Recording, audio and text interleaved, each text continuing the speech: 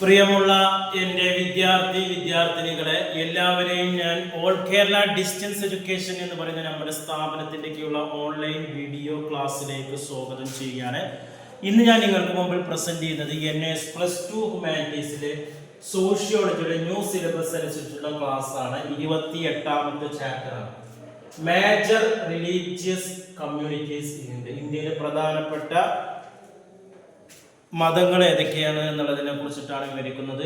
എൻ്റെ വീഡിയോ കേൾക്കുന്ന എല്ലാവരും ലൈക്ക് ചെയ്യുക, ഷെയർ ചെയ്യുക, കമൻറ്റ് ചെയ്യുക, സബ്സ്ക്രൈബ് ചെയ്യുക. നമുക്കറിയാം 2024 അതിനുശേഷം എക്സാം എഴുതുന്ന വിദ്യാർത്ഥികളുടെ സിലബസിൽ അപ്ഡേഷൻ ഉണ്ട്. ക്വസ്റ്റ്യൻ പേപ്പർ മോഡലുകൾ മാറ്റുന്നുണ്ട്. അതിനനുസരിച്ചിട്ടാണ് നമ്മുടെ ക്ലാസ്സുകൾ ക്രമീകരിച്ചിട്ടുള്ളത്.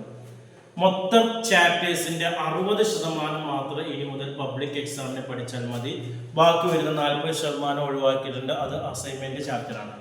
ഈ 60%ൽപ്പെട്ട ചാപ്റ്ററാണ് 28ാമത്തെ ചാപ്റ്റർ നമ്മളിപ്പോൾ എടുത്തുകൊണ്ടിരിക്കുന്നത്. ഇന്ന് നിങ്ങൾക്ക് മുമ്പിൽ 2 മാർക്കിൻ്റെയും 3 മാർക്കിൻ്റെ 4 മാർക്കിൻ്റെ 5 മാർക്കിൻ്റെ വിവിധ ക്വസ്റ്റ്യൻസും ആൻസറാണ്. ഇനി ക്വസ്റ്റ്യൻ പേപ്പറിൻ്റെ ആദ്യ പാർട്ട് വരുന്ന 1 മാർക്കിൻ്റെ 1 വേർഡ് ക്വസ്റ്റ്യൻ നമ്മൾ സെപ്പറേറ്റ് വീഡിയോയിലാണ് അവതരിപ്പിക്കുന്നത്. ഇന്ന് നമ്മൾ ഗൈഡ് ഉപയോഗിച്ചിട്ടാണ് നമ്മൾ ക്ലാസ് എടുക്കുന്നത്. മലയാളത്തിൻ്റെ ഗൈഡാണ്. ആവശ്യമുള്ളവർ എൻ്റെ വാട്സപ്പ് നമ്പറിൽ കോൺടാക്ട് ചെയ്യാൻ എല്ലാ വിഷയത്തിനും അവൈലബിൾ ആണ്. നമുക്കറിയാം എക്സാമിന് ക്വസ്റ്റ്യൻസ് ഇംഗ്ലീഷിലാണ് വരുന്നത്. മലയാളത്തിൽ പരീക്ഷ എഴുതുന്നവർക്കും ഇംഗ്ലീഷിൽ എക്സാം എഴുതുന്നവർക്കും ക്വസ്റ്റ്യൻസ് ഇംഗ്ലീഷിലാണ്. അപ്പോൾ ഇംഗ്ലീഷിൽ ക്വസ്റ്റ്യൻസ് വന്നാൽ എങ്ങനെ മലയാളത്തിൽ ആൻസർ എഴുതാം എന്നുള്ളതിൻ്റെ ഒരു പ്രാക്ടീസും കൂടിയാണ് നമ്മൾ ക്വസ്റ്റ്യൻസ് ബോർഡിൽ എഴുതി അതിൻ്റെ അർത്ഥം മലയാളത്തിൽ പറഞ്ഞ് അവതരിപ്പിക്കുന്നത്. ഇതേ സിസ്റ്റം തന്നെയാണ് നിങ്ങളുടെ ഗൈഡിലും കൊടുത്തിട്ടുള്ളത്. ഗൈഡിൽ ഒരു ക്വസ്റ്റ്യൻസ് ഇംഗ്ലീഷിൽ എഴുതും, അതിൻ്റെ അർത്ഥം അതേപടി മലയാളത്തിൽ എഴുതും. അപ്പോൾ ക്വസ്റ്റ്യൻസ് ഇങ്ങനെ കുറേ വട്ടം ക്വസ്റ്റ്യൻസ് വായിക്കുമ്പോൾ നിങ്ങൾക്ക് ഓട്ടോമാറ്റിക്കായിട്ട് ക്വസ്റ്റ്യൻ പേപ്പർ പരീക്ഷയ്ക്ക് കിട്ടുമ്പോൾ ഓട്ടോമാറ്റിക്കായിട്ട് അർത്ഥം മനസ്സിലാവും. ഫസ്റ്റ് ക്വസ്റ്റ്യൻസ് ആണ്. Briefly explain the central concept of Hinduism. Hindu മതത്തെ കുറിച്ചിട്ടുള്ള പ്രധാന ആശയങ്ങൾ ചുരുക്കി വിവരിക്കാനാണ്. ലോകത്തിലെ ഏറ്റവും പ്രാചീനപരമായ മതമാണ് ഹിന്ദു മതം എന്ന് പറയുന്നത്. ഇന്ത്യയെ ആക്രമിച്ച അറബികളാണ് ഹിന്ദു എന്ന വാക്ക് രൂപപ്പെടുത്തിയത്. വേദങ്ങൾ, ആരണ്യകങ്ങൾ, ശ്രുതികൾ, ധർമ്മസൂത്രങ്ങൾ തുടങ്ങിയവ നിരവധി വ്യത്യസ്ത സാഹിത്യ ഗ്രന്ഥങ്ങളിൽ നിന്നാണ് ഹിന്ദുമതം ഉത്ഭവിച്ചത്. വേദങ്ങളിൽ ഏറ്റവും പ്രാചീനം ഋഗ്വേദമാണ്. ഒരു യഥാർത്ഥ ഹിന്ദു തൻ്റെ ജീവിതത്തിൽ 4 കാര്യങ്ങളാണ് പരിശ്രമിക്കേണ്ടത്. അതിൽ 1 ധർമ്മം, 2 അർത്ഥം, 3 കാമം, 4 മോശം. ഇവയാണ് ഈ സങ്കല്പങ്ങളോട് ബന്ധപ്പെട്ടവയാണ് കർമ്മം, സംസാരം. ആർക്കും തൻ്റെ കർമ്മഫലമനുസരിച്ച് മോശം പ്രാപിക്കാം. ജനന പുനർജന്മ ചക്രത്തെയാണ് സംസാര എന്ന് പറയുന്നത്. ഓരോ മനുഷ്യനും ആത്മാവുണ്ടെന്നും അത് അനശ്വരമാണെന്ന് ഹിന്ദു മതം വിശ്വസിക്കുന്നു. ജനന പുനർജന്മ ചക്രം മോശപ്രാപ്തി വരെ ആവർത്തിക്കും. ഒരുവൻ ഒരു പ്രത്യേക അവസ്ഥയിൽ ജനിക്കുന്നതും പുനർജനിക്കുന്നതും അവൻ്റെ കർമ്മഫലം അനുസരിക്കുന്ന ഹിന്ദുക്കൾ വിശ്വസിക്കുന്നുണ്ട്. ഇനി രണ്ടാമത്തെ ചോദ്യമാണ്. What is the central belief of Islam? Give an account of the 5 pillars of Islam. Islam മതത്തിൻ്റെ പ്രധാന വിശ്വാസങ്ങൾ എന്തെല്ലാം, അതിൻ്റെ 5 പില്ലേഴ്സുകൾ ഏതൊക്കെയാണെന്നതാണ്.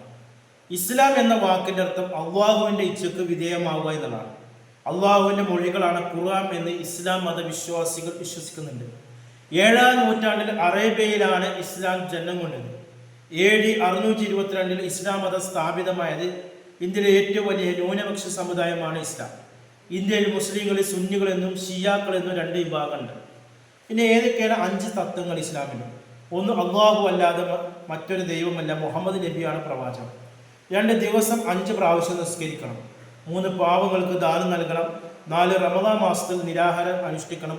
5, ജീവിതത്തിൽ 1 പ്രാവശ്യം മക്കയിലേക്ക് പോകണം. ഇതാണ് ഇസ്ലാമിൻ്റെ 5 പ്രധാനപ്പെട്ട ധർമ്മങ്ങൾ എന്ന് പറയുന്നത്. ഇനി അടുത്ത ക്വസ്റ്റ്യൻസ് ആണ്. 3ാമത്തെ. Describe the rule of Christian missionary towards to the traditional social order ആണ്.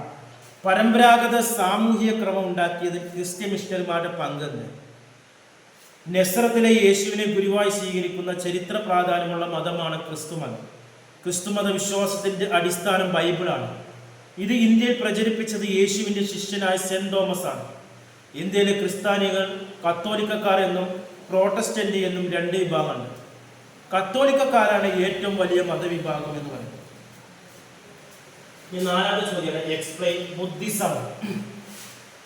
ബുദ്ധമതത്തെ കുറിച്ച് വിവരിക്കാനാണ്. 6ാം നൂറ്റാണ്ടിലെ സാമൂഹ്യ രാഷ്ട്രീയ സാമ്പത്തിക പ്രശ്നങ്ങളിൽ നിന്ന് ഉയർന്നു വന്ന ഒരു മതമാണ് ബുദ്ധമതം. ഗൗതമ ബുദ്ധൻ അഥവാ സിദ്ധാർത്ഥനായിരുന്നു സ്ഥാപനം. 563 നേപ്പാളിലെ കപിലവസ്തുവിനടുത്തുള്ള ലുംബിനിയിലെ ഒരു ശാക്യ കുടുംബത്തിലാണ് അദ്ദേഹം ജനിച്ചത്.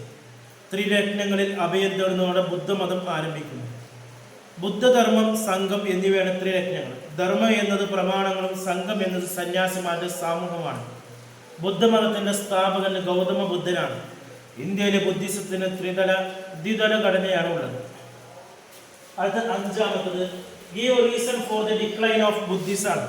ബുദ്ധമതത്തിന്റെ അധപതനത്തിലുള്ള കാരണം എന്ത്? ഒന്ന്, വൈദിക മതത്തിനെതിരെയുള്ള ശക്തിയായ ഒരു പ്രതികരണം എന്ന നിലക്കാണ് ബുദ്ധമതം ഉയർന്നു വന്നത്. എന്നാൽ ക്രമേണ അത് അതിൻ്റെ അടിസ്ഥാന തത്വങ്ങളിൽ നിന്ന് വ്യതിചലിക്കാൻ തുടങ്ങി.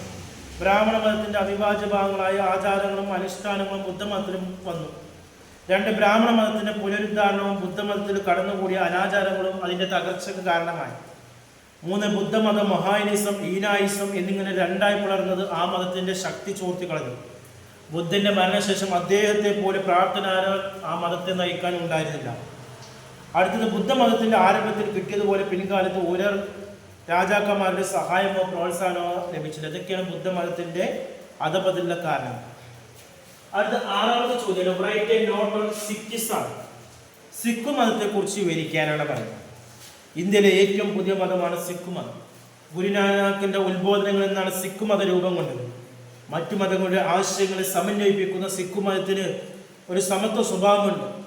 ഗുരുഗ്രന്ഥ സാഹിബാണ് പരിശുദ്ധ ഗ്രന്ഥം. സിഖ് മതത്തിന്റെ തുടക്കം പഞ്ചാബിലാണ്. ഗുരുനാനാക്കാണ് ആന്തരിക ശുദ്ധിക്കും ഭക്തിക്കും പ്രാധാന്യം നൽകി ജാതിയെ നിരസിച്ചത്. 7ാമത്തെ ചോദ്യം, റൈറ്റ് എ നോട്ട് ഓൺ സൊറാസ്ട്രിയനിസം അല്ലെങ്കിൽ പാർസി മതത്തെ കുറിച്ച് വിവരിക്കാനാണ്. പാർസികൾ എന്ന് പറയുന്ന ന്യൂനപക്ഷ സമുദായമാണ്. എങ്കിലും ഇന്ത്യയുടെ വാണിജ്യ വ്യവസായ പുരോഗതിക്ക് അവരുടെ പങ്ക് വലുതാണ്. 8ാം നൂറ്റാണ്ടിൽ പേർഷ്യയിൽ നിന്നും ഗുജറാത്തിലേക്ക് കുടിയേറിയവരാണ് പാർസികൾ എന്ന് പറയുന്നത്. ലാസ്റ്റ് ചോദ്യമാണ്, what is the central beliefs of Jainism ആണ്. ജൈന മതത്തിന്റെ വിശ്വാസങ്ങൾ എന്തൊക്കെയാണ്? വേദകാലത്താണ് ജൈനമതത്തിന്റെ ഉത്ഭവം. വർദ്ധമാന മഹാവീരനാണ് ജൈനമത സ്ഥാപകനായി വരുന്നത്. അംഗസംഖ്യ കുറവാണെങ്കിലും ജൈനമതത്തിന് ഇന്ത്യയിലെ നിരവധി സംസ്ഥാനങ്ങളിലെ വേരുകളുണ്ട്. ജൈനമതത്തിന് 2 വിഭാഗങ്ങളുണ്ട്. വസ്ത്രം ഉപേക്ഷിച്ച് ദിബങ്കരും വെള്ളവസ്ത്രം ധരിക്കുന്ന ശ്വേതാംബരരുമാണ്. ജൈന സമുദായം ഒരു തുറന്ന വ്യവസ്ഥയാണ്. തൊട്ടുകൂടായ്മ ജൈനമതം അനുശാസിക്കുന്നില്ല എന്നുള്ളതാണ്. ഇത്രയാണ് നമുക്ക് ഈ ചാപ്റ്ററിൽ വരുന്ന 2 മാർക്ക്, 3 മാർക്ക്, 4 മാർക്ക്, 5 മാർക്കിൻ്റെ. ഇനി 1 മാർക്കിൻ്റെ സെപ്പറേറ്റ് നമ്മളൊരു വീഡിയോയിൽ അവതരിപ്പിക്കും.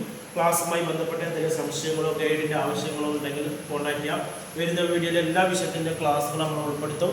അതേപോലെ തന്നെ അഡ്മിഷൻ സംബന്ധമായ കാര്യങ്ങൾക്ക് NSന്റെ SSLC +2 1 മാസം കൊണ്ട്, 2 മാസം കൊണ്ട്, 3 മാസം കൊണ്ട്, 6 മാസം കൊണ്ട് അത് നിങ്ങളുടെ ജില്ലയിൽ തന്നെ പരീക്ഷ എഴുതേണ്ട രീതിയിൽ നമ്മൾ അറേഞ്ച് ചെയ്ത് തരും. അതേപോലെ തന്നെ വീട്ടിൽ നിന്ന് പരീക്ഷ എഴുതാൻ പറ്റുന്ന ബോസ് എഡ്യൂക്കേഷൻ്റെ SSLC +2 ശ്രീനാരായണ ഇഗ്നോ യൂണിവേഴ്സിറ്റിയുടെ ഡിഗ്രി PG അഡ്മിഷന് നമ്മുടെ സ്ഥാപനത്തിൻ്റെ കീഴിൽ അഡ്മിഷനും മറ്റു കാര്യങ്ങളൊക്കെ കോൺടാക്ട് ചെയ്യേണ്ട വാട്സപ്പ് നമ്പർ നമ്മുടെ ചാനലിൻ്റെ ഡിസ്ക്രിപ്ഷൻ ബോക്സിലുണ്ട്. അത് നിങ്ങൾ കോൺടാക്ട് ചെയ്യുക. 9037114679. Okay, thank you.